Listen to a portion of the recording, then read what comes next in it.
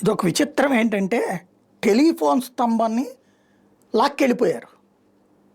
తవ్వి తీసుకెళ్ళిపోయారు. దేనికయ్యా అంటే, వాలీబాల్ ఆడుకునే కోర్టుకు కావాలని చెప్పేసేసి.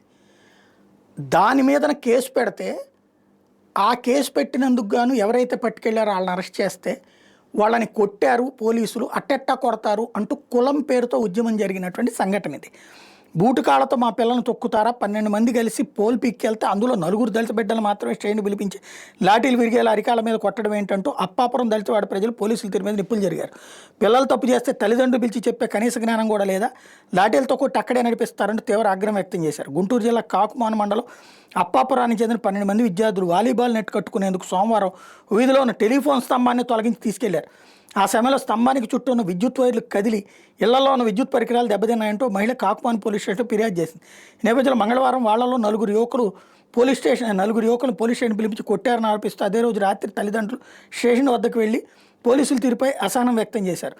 మా పిల్లలను బూటుకాళ్లతో తొక్కి లాఠీలు విరిగేలా అరికాలపై కొట్టిన ఎస్ఐ ఏక్నాథ్ని సస్పెండ్ చేయాలి, కులం పేరుతో దూషించిన ఎస్ఐ సిబ్బందిపై చర్యలు తీసుకోవాలని డిమాండ్ చేస్తూ బుధవారం ఉదయం అప్పాపురం దళితవాడ వాసులు బాధిత విద్యార్థుల యువకులతో కలిసి మెయిన్ రోడ్డు మీద బైఠాయించి పెద్ద ఎత్తున ధర్నా చేశారు. 12 మందిలో అగ్రవర్ణాల పిల్లలు కూడా ఉన్నారని, కానీ వాళ్ళను వదిలేసి దళిత బిడ్డలను స్టేషన్కు పిలిపించి దాడి చేయడం ఏంటని ప్రశ్నించారు.